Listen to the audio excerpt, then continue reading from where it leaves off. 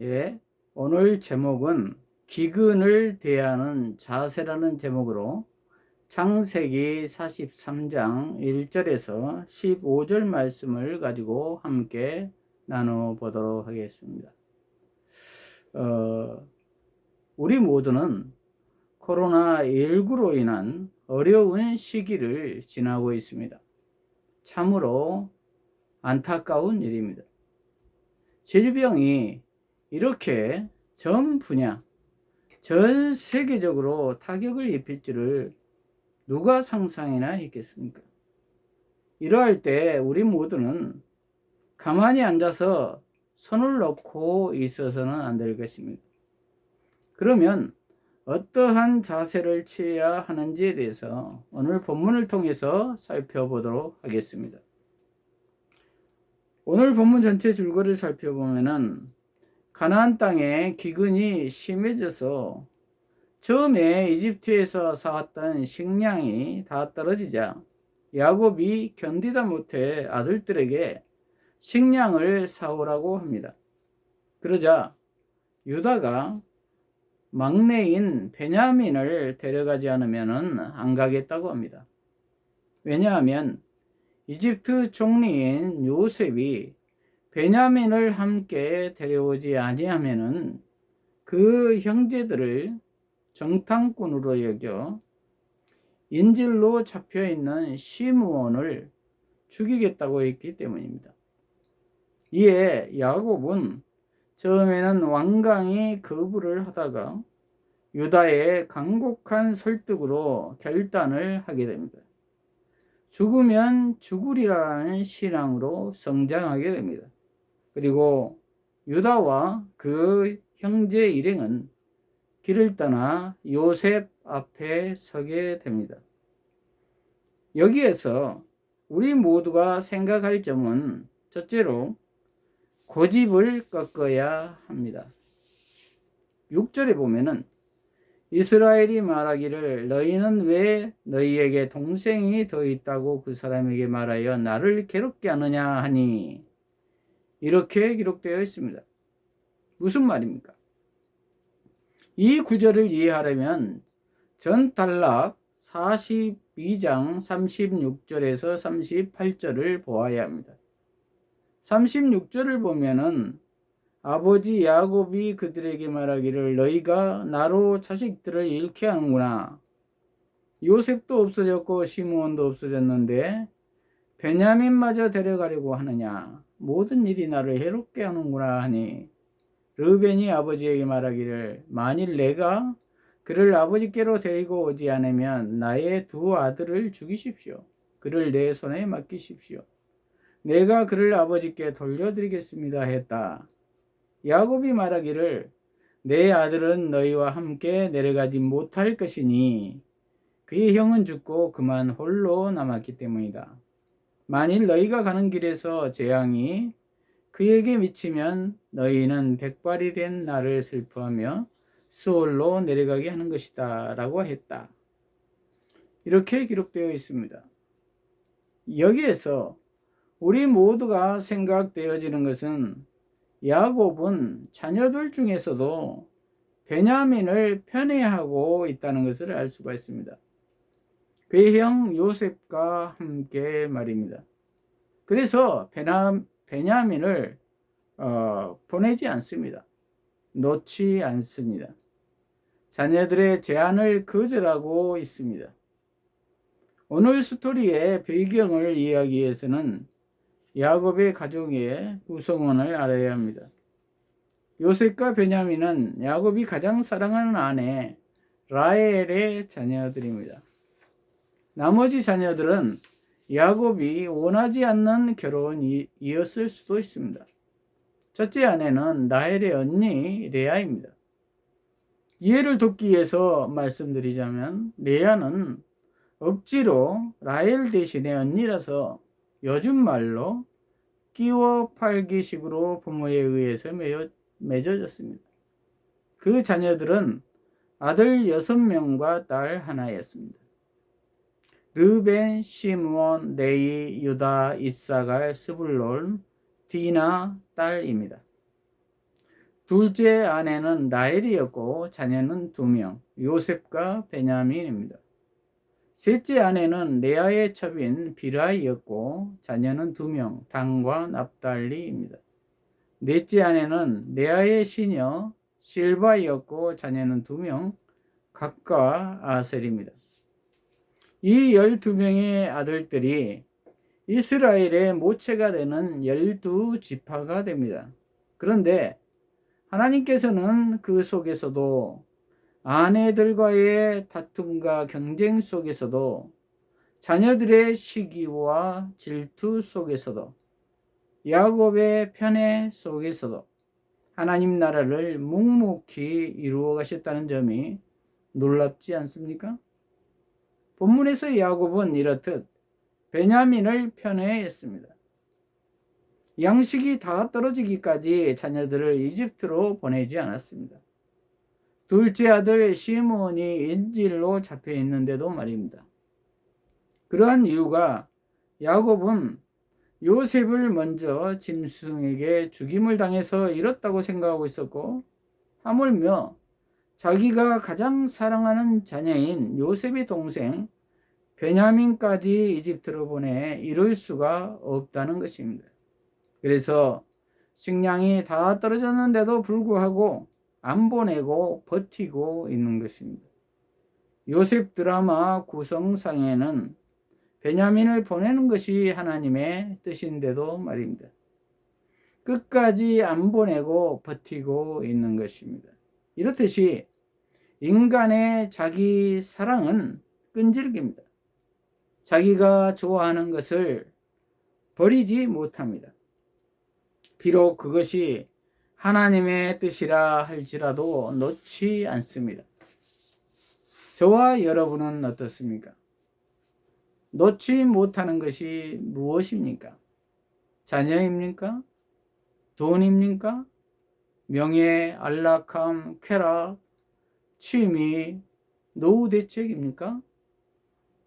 하나님보다도 더 좋아하는 것이 있다면 그것은 우상이라고 출애굽기 20장 1절에서 17절 10계명에서 말씀합니다.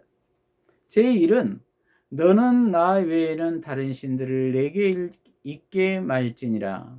제2는 너를 위하여 새긴 우상을 만들지 말고 또 위로 하늘에 있는 것이나 아래로 땅에 있는 것이나 땅 아래 물속에 있는 것에 아무 형상이든지 만들지 말며 그것들에게 절하지 말며 그것들을 섬기지 말라. 나 여호와 너의 하나님은 질투하는 하나님인지여 나를 미워하는 자의 죄를 갚되 아비로부터 아들에게로 3, 4대까지 이르게 하거니와 나를 사랑하고 내 계명을 지키는 자에게는 1000대까지 은혜를 베푸느니라. 이렇게 기록되어 있습니다. 무서우면서 축복의 말씀입니다. 이렇듯이 하나님이 가장 싫어하시는 것이 우상입니다. 그만큼 우리를 사랑하시는 하나님이시기 때문에 그렇습니다. 그러므로 우리 모두는 하나님 외에는 다른 신을 두어서는 안 될 줄로 믿습니다. 하나님은 나를 원하십니다. 그리고 순종하길 원하십니다. 함께 하시길 원하십니다. 그러므로 우리 모두는 나의 고집을 꺾고 온전히 순종하여 하나님과 함께 동행하시는 저와 여러분이 되시기를 바랍니다. 그러할 때 하나님이 영광을 받으시며 우리 모두를 기근에서 해방하시며 더 좋은 길, 더 최선의 길로 인도해 주실 줄로 믿습니다. 이러한 복이 우리 모두에게 있으시기를 축복합니다. 둘째로 희생을 해야 합니다. 8절에서 10절을 보면은 유다가 아버지 이스라엘에게 말하였다. 그 소년을 저와 함께 보내주십시오. 우리가 일어나 가겠습니다. 그래야 우리가 살고 우리 아버지와 우리의 자식들이 죽지 않을 것입니다. 제가 그를 보증하겠으니 아버지는 제 손에서 그를 요구하십시오. 그를 데려다 아버지 앞에 두지 않으면 저는 일생 동안 아버지께 죄를 짓게 될 것입니다. 만일 저희가 지체하지 않았더라면 지금쯤 2번이나 다녀왔을 것입니다. 이렇게 기록하고 있습니다. 유다의 엄청난 고백입니다. 아버지 야곱에게 자신이 베냐민을 지키지 못하면 자신이 담보가 되어 이 생에서 뿐만이 아니라 저 생애까지 그 죄값을 치르겠다는 것입니다. 형제를 위해서, 가족을 위해서 몸바쳐 충성하겠다는 것입니다. 저 생애까지 거론한다는 것은 엄청난 고백입니다. 이것은 하나님에게서 끊어질지라도 그렇게 행동하겠다는 것입니다. 이렇게 그 완곡한 아버지를 설득하고 있습니다. 그러나 유다는 원래 그러한 사람은 아니었습니다. 창세기 37장 26절과 27절을 보면은 형들이 요셉을 팔 때 죽이지는 말고 팔아 넘기자라고 제안했던 사람이었습니다. 그런데 지금 유다는 전혀 다른 모습을 보이고 있습니다. 그러한 유다를 야곱이 받아들이는 분위기이고요. 그것의 배경에는 유추해 보자면 식량 문제를 해결하기 위해서 유다가 나서는데 유다의 위로는 맏형 루벤과 시므온, 레이가 있었습니다. 그들은 창세기 35장 22절을 보면 맏형 루벤은 아버지의 첩 비라를 범했던 사람입니다. 그런데 르우벤은 인질로 잡혀있는 시므온을 데려오겠다고 자신의 2 아들을 담보로 제안하여 내놓은 바 있습니다. 그러나 아버지의 공감을 얻지는 못했습니다. 둘째인 시므온은 인질로 잡혀있고 셋째인 레이는 딸 디나가 겁탈을 당했을 때 세겜 학살을 주동하여 아버지의 눈밖에 나 있었습니다. 거기에 넷째인 유다가 나서는데 유다 역시 부모의 뜻을 거슬러 가나안 여인과 결혼했으며 며느리 다말의 계략에 휘말려 부끄럽게 2 아들을 낳았습니다. 유다 역시 아버지의 총애를 받기에는 어려운 전력을 가진 사람이었던 것입니다. 그럼에도 불구하고 유다가 현재 위기의 해결사를 자처하고 나오는데 최적의 적임자는 아니지만 최상의 해결사적 면모를 보이고 있는 것입니다. 그것은 자기 희생이었습니다. 육신의 생명을 넘어 영적인 부분까지 맹세를 하는 고백이었습니다. 진솔한 고백이었습니다. 여기에서 우리 모두는 예수님의 희생을 떠올리게 됩니다. 예수님은 우리 죄를 대신 지고 십자가에서 죽어주셨습니다. 그리고 부활하여 3일 만에 살아나셨습니다. 예수님은 이렇게 온전한 순종을 하셨습니다. 온전한 희생을 하셨습니다. 저와 여러분은 형제를 위해, 남을 위해, 공동체를 위해 희생의 삶을 살고 계십니까? 예수님이 원하시는 것은 한 영혼을 천하보다 귀하게 여기고 섬기는 삶을 살라고 모범을 보여주신 것입니다. 우리 모두는 다 죄인들로서 용서받지 못할 죄인들이지만 우리가 의로워서 용서받은 것은 아닙니다. 야곱의 자녀들처럼 말입니다. 그러므로 우리 모두는 작은 일, 사소한 일, 어떠한 상황에서도 한 영혼을 천하보다 귀히 여기고 사랑하며 용서하는 삶을 살아야 될 줄로 믿습니다. 그리고 희생하는 삶을 살아야 할 줄로 믿습니다. 이렇게 자기 희생을 자처한 유다에게 하나님께서 은혜를 베풀어서 예수님의 족보를 맡겨주신 것을 볼 수가 있습니다. 유다 자손에서 예수님이 출생하시잖아요. 그것도 이방 여인 다말을 통해서 메시아가 탄생하였습니다. 유다를 유다 되게 하신 것은 이렇듯 전적인 하나님의 은혜입니다. 자기 공로는 없습니다. 이렇듯이 우리 존재의 모든 것은 하나님의 은혜로 비롯됩니다. 그러므로 우리 모두는 온전히 성령님께 의지하며 은혜를 구해야 될 줄로 믿습니다. 그래서 예수님처럼 온전한 자기 희생과 순종의 삶을 사시는 저와 여러분이 되시기를 바랍니다. 셋째로 결단을 해야 합니다. 11절에서 14절을 보면은 그러자 아버지 이스라엘이 말했다. 그렇다면 이제 이렇게 해라. 너희는 이 땅의 소산을 너희 광주리에 담아 그 사람에게 선물로 가져가되 약간의 유향과 물, 향품과 몰약, 그리고 피스타치오와 아몬드를 가지고 가라.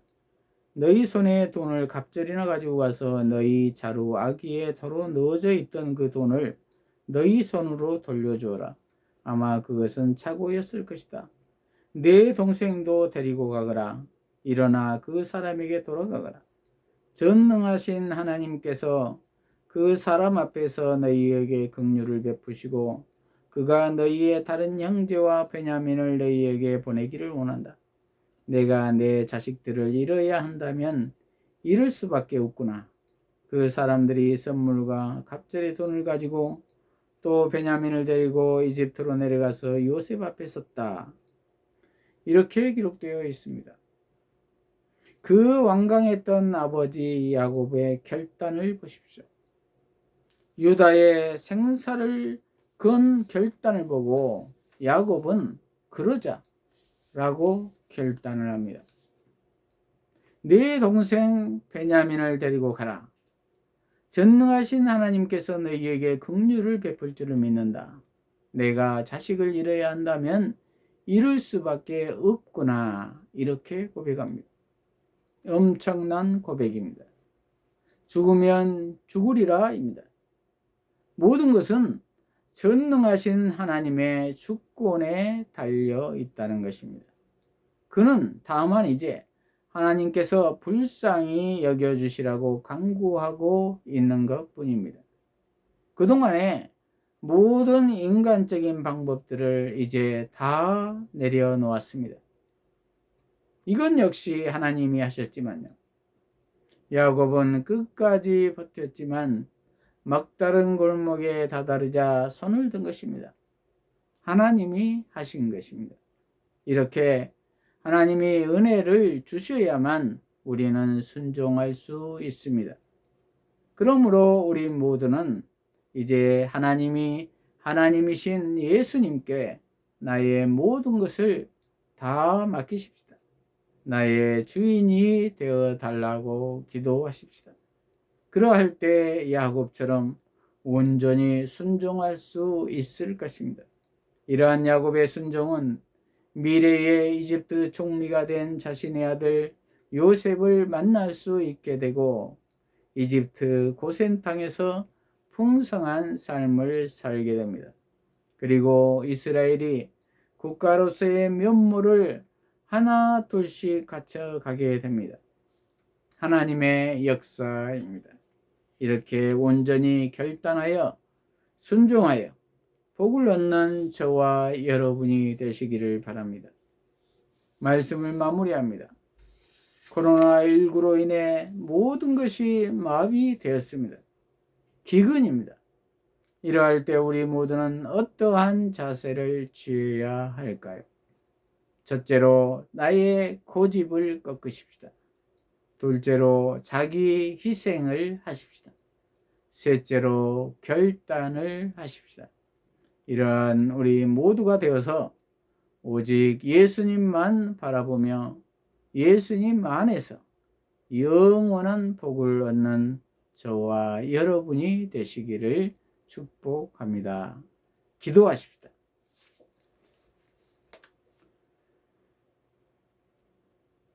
하나님 아버지, 오늘 기근을 대하는 자세를 어떻게 취해야 할지를 알게 해주시니 감사합니다.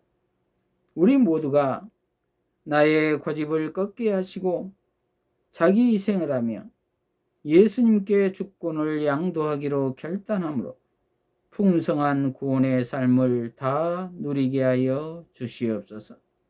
예수님 이름으로 기도합니다. 아멘.